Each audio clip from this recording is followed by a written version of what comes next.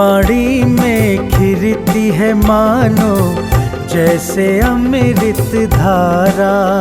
जिन्हें की वाणी में खिरती है मानो जैसे अमृत धारा।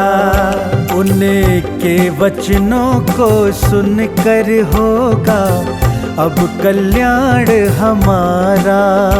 उनके वचनों को सुनकर होगा अब कल्याण हमारा।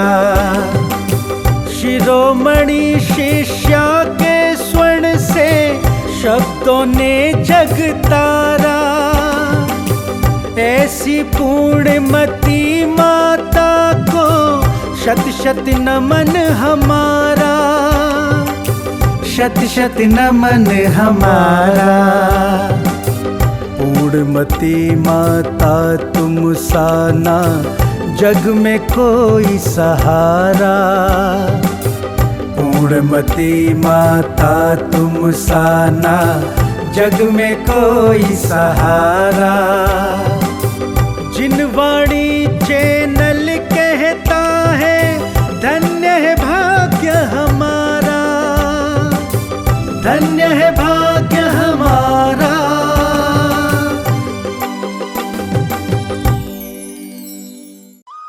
इस कार्यक्रम के पुण्यार्जक हैं आयोजक एवं निवेदक ज्ञान विद्या चातुर्मास समिति 2023 सकल Digambar Jain Samaj Ahmedabad. Kataria automobiles private limited Ahmedabad. Shri Jinendra Kumar Jain, Praveen Kumar Jain, Manish Ashish Nitin, firm Jainam group Ahmedabad.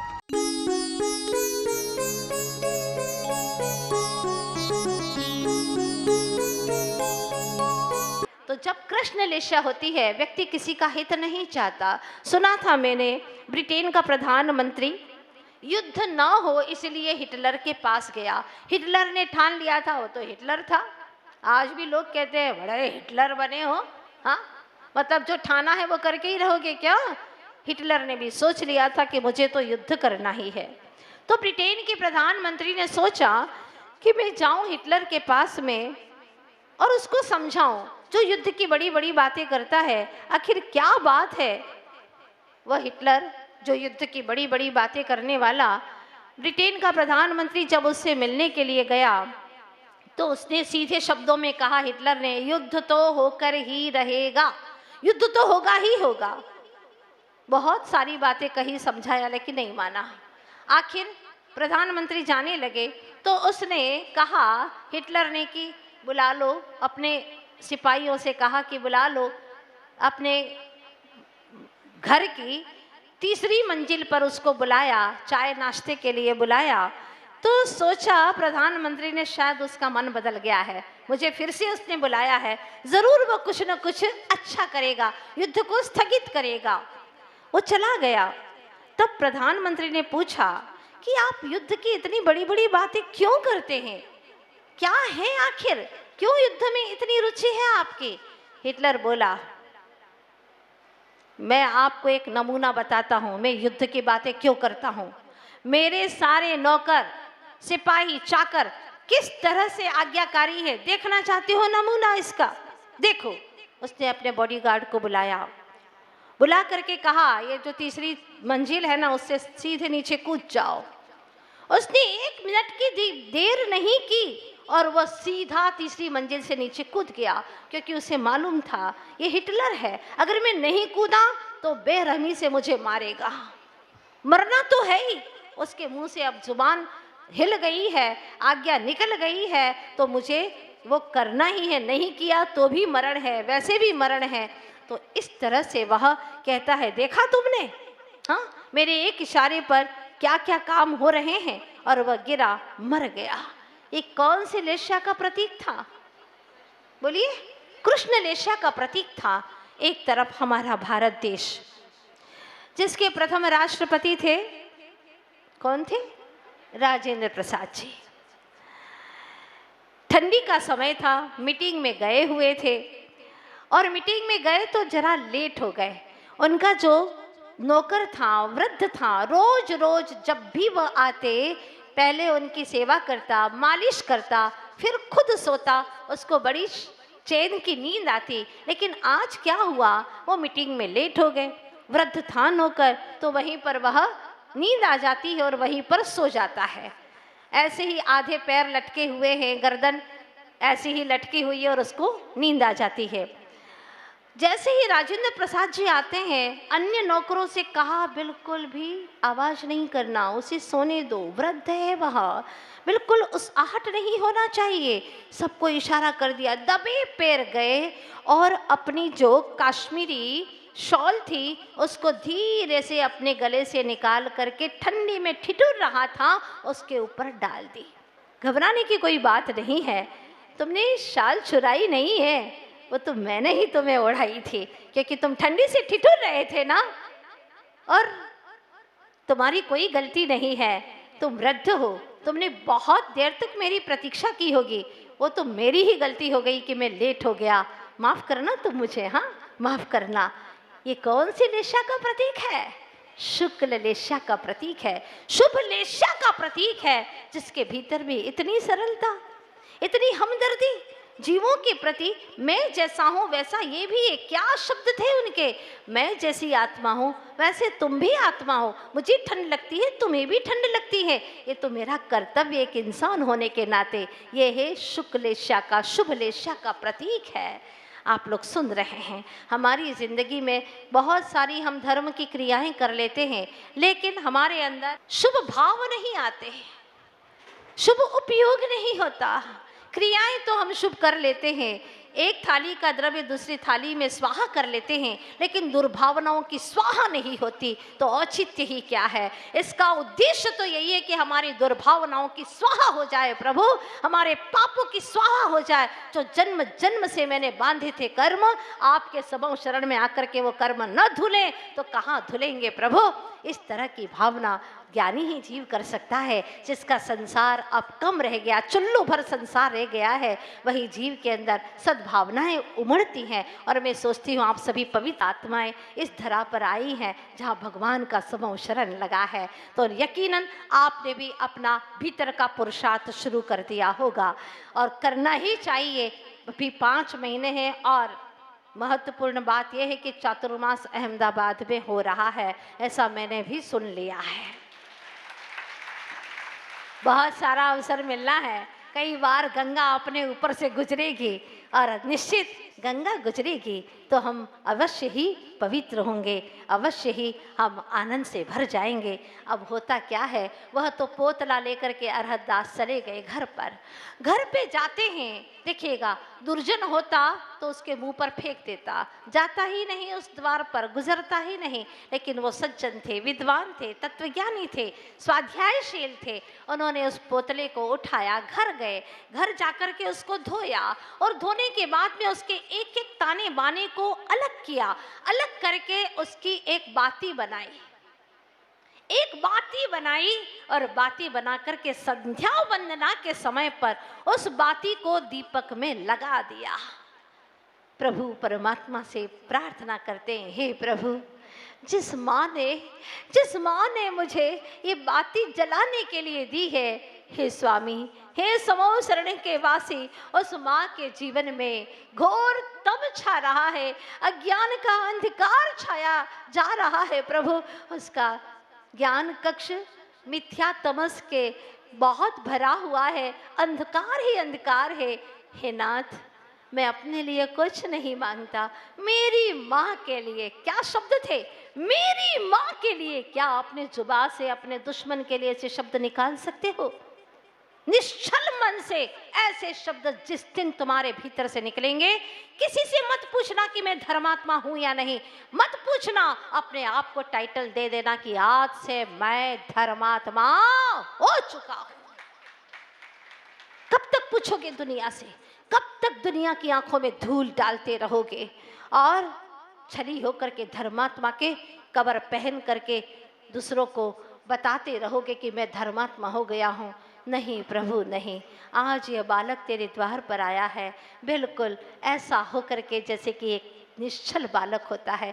तेरे सामने क्या मायाचारी करूं प्रभु, है ना दुनिया मायाचारी के लिए। देव शास्त्र और गुरु के सन्निधि में कभी मायाचारी का भाव ना आए। अगर आ गया तो समझ लेना वज्र का लेप हो जाएगा, वज्र की लकीर बन जाएगी, निधत्य निकाचित कर्म हो जाएंगे। आपको भोगना ही पड़ेगा, भयंकर रूप में भोगना पड़ेगा। चक्रवर्ती ब्याज की भांति अगर प्रभु और गुरु के सम्मुख पाप किए हैं और पश्चाताप नहीं किया तो भोगना ही पड़ेगा। अब देखती हूँ क्या होता है। सोचा तो था कि आज अरहत दास की कहानी को पूर्ण करूं, लेकिन अरहत दास कहते हैं माता जी इतनी जल्दी उस माँ के जीवन में प्रकाश आने वाला नहीं है, थोड़ा सा पुरुषार्थ करना पड़ेगा। तो कल आइएगा आप लोग, मुझे विश्वास है कल के दिन निश्चित तौर पर उसके जीवन में प्रकाश आएगा। कल गुरुवार का दिन है ना? हाँ, आज गुरुवार है, आज गुरुवार है। चलिएगा, शुक्रवार तो हमारे लिए सबके लिए शुक्रिया अदा करने का दिन होता है। कल देखते हैं कि अरहत दास की शुक्रिया अदा करने से कुछ तो परिवर्तन होने वाला है और बहुत कुछ परिवर्तन होने वाला है। देखते हैं कल सभी लोग विशुद्धि बढ़ा करके आइएगा कि उस माँ की ज़िंदगी में भी ऐसा प्रकाश हो जो कभी भी ना मिटे, कभी भी खूटे नहीं, समाप्त न हो, अनबुझ दिया जलता रहे उसके ज्ञान का। इन्हीं शुभकामनाओं के साथ में बोलिए 24 तीर्थंकर भगवान की, आचार्य गुरुवर श्री विद्यासागर जी महाराज की, भगवान के समो शरण की। ऑपरेशन थिएटर से जैसे ही बाहर आया डॉक्टर, ऑपरेशन थिएटर से जैसे ही बाहर आया डॉक्टर, तो परिवार के लोगों ने पूछा डॉक्टर साहब ऑपरेशन तो अच्छे से हो गया ना? अच्छे से हो गया ना डॉक्टर साहब? हाँ हाँ। सफल तो हो गया ना डॉक्टर साहब? हाँ हाँ, ऑपरेशन सफल हो गया है। आप अच्छे से क्यों नहीं बोलते? अच्छे से कहिए ना डॉक्टर साहब, सफल हो गया ना? हाँ, ऑपरेशन तो सफल हो गया, लेकिन क्या? लेकिन के बाद में कुछ विशेष वजनदार बात हुआ करती है। ऑपरेशन तो सफल हो गया लेकिन मरीज मर गया। कितनी अटपटी सी बात है, कितनी विपरीत बात है। ऑपरेशन सफल हो गया है और मरीज मर गया। क्या है जिंदगी?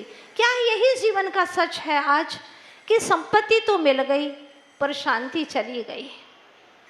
संपत्ति मिल गई, अथाह धन के अंबार भरे पड़े हैं, लेकिन घर में शांति खो चुकी है, प्रेम खो चुका है, आपस में कोई वार्तालाप नहीं है। उस धन संपत्ति का क्या करोगे? कितनी बांध करके ले जाओगे? एक कौड़ी भी साथ नहीं जाएगी और पूरे समय कर्म का बंधन करते रहोगे। एक दूसरे से बोलेंगे नहीं, एक दूसरे के सामने नहीं देखेंगे, एक ही घर में रहेंगे लेकिन लड़ाई झगड़े चलते रहते हैं। आज जहाँ कहीं पर भी चले जाओ ऐसी स्थिति, भाई भाई से नहीं बोलता, बाप बेटे से नहीं बोलता, सास बहू से नहीं, बहू सास से नहीं, 24 घंटा उसी घर में रहते हैं लेकिन प्रेम नहीं है। संपत्ति का अथाह भंडार भरा पड़ा है, लेकिन इस संपत्ति को क्या करोगे आप? संपत्ति के पति बन गए लेकिन प्रेम नहीं रहा तो सब बेकार है। संपत्ति मिल गई, शांति चली गई, प्रतिष्ठा मिल गई, प्रतिष्ठा हासिल कर ली, लेकिन प्रसन्नता खो चुकी है। एक बात पूछना चाहती हूँ आपको, अगर एक दिन भोजन न मिले आपको तो आपको बार बार याद आती है, आज तो मैंने भोजन किया ही नहीं है। हाँ, दयनीय बन जाते हैं, लोगों को सुनाते हैं आज भोजन ही नहीं कर पाए, ऐसी परेशानी में पड़ गए, आज तो मैं रात भर सो ही नहीं पाया। क्यों? नींद ही नहीं आई, बहुत टेंशन था, आज मैं वहां जा ही नहीं पाया। क्यों? ऐसी परेशानी आ गई कि मैं वहां जा ही नहीं पाया, आज मैं नहा ही नहीं पाया, आज मैं ये नहीं कर पाया, वो नहीं कर पाया। ये सारे अभाव आपको खलते हैं कि आज मैं ये नहीं कर पाया, खा नहीं पाया, सो नहीं पाया, आज मैं अपने मित्र से मिल नहीं पाया, आज मैं अपने जो प्रिय था उससे मिल नहीं पाया। भीतर ही भीतर में अभाव खलता है। तो एक बात पूछना चाहती हूँ, क्या कभी आपको ये लगा कि मैं अपने आप से मिल नहीं पाया? इसका अभाव खलता है कभी आपको? ना, कभी नहीं। अपने आप से मिलते ही नहीं है, मिल ही नहीं पाते। आज मैं ज्ञानामृत का भोजन नहीं कर पाया, दिन भर बीत गया व्यर्थ की बातों में, लेकिन आज मुझे ज्ञानामृत का भोजन नहीं मिल पाया। आज दिन भर यूं ही निकल गया तेरी मेरी में, व्यर्थ की बातों में, इधर की सुनी उधर की सुनाई, बस इसी में सारा समय निकल गया। हे प्रभु, आज मुझे तत्व ज्ञान का जल ही पीने को नहीं मिला। कैसी दशा है मेरी। हे भगवान, आज तो मैं बाहर की बातों में इतना थक चुका हूँ कि मैं निजानुभूति के शैया पर विश्राम ही नहीं कर पाया। हाय, कैसा दिन बीत गया मेरा। कभी नहीं, एहसास ही नहीं होता। जिंदगी निकलती जा रही है, एक नहीं, दो नहीं, अनंत अनंत भव बीत गए। कुछ कहना चाहती हूँ आपको। अरे स्वानुभूति के बिना जीवन यूं ही व्यर्थ गया। इस राग द्वेष की अग्नि में अपने को यूं ही जला दिया। दिन यूं ही बीत गए व्यर्थ रे खोए। जीवन में आयुष्य के पल पल पल बीत रहे। हरे स्वानुभूति के बिना जीवन यूं ही व्यर्थ किया। ये मेरा धन है, मेरा घर है, मेरी पत्नी है, मेरा पुत्र है, ये मेरा है, मेरा शरीर है। दिन भर मेरा मेरा मेरा मेरा करता रहा, लेकिन एक बार भी ये सुध नहीं आई कि मैं क्या है, एक स्वरूप चैतन्य आत्मा हूँ। जब मैं का ही सही पता नहीं है तो मेरा सही कैसे जानेगा। जब मैं ही सही नहीं है तो मेरा सही कैसे हो सकता है। सबसे पहले हमें मैं को सही करना है। कुछ पंक्तियां लिखी थी। अपना यहाँ न कोई अपने को जान ले, पर्याय नाशवान है आत्म। सब कुछ नाशवान है जो आंखों से दिखाई दे रहा है। इसीलिए जाना स्वयं को जिसने भी भगवान हो गए। अपने स्वरूप अपने स्वभाव से, अपने स्वभाव से तुम्ही अनजान हो गए। भगवान कहते हैं, क्या हो गया तुझे, क्यों सुख स्वरूप हो के भी परेशान हो गए।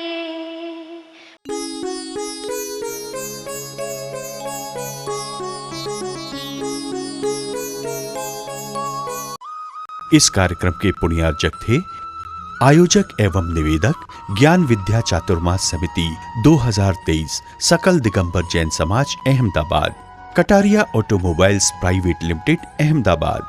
Shri Jinendra Kumar Jain, Praveen Kumar Jain, Manish Ashish Nitin, firm Jainam group Ahmedabad.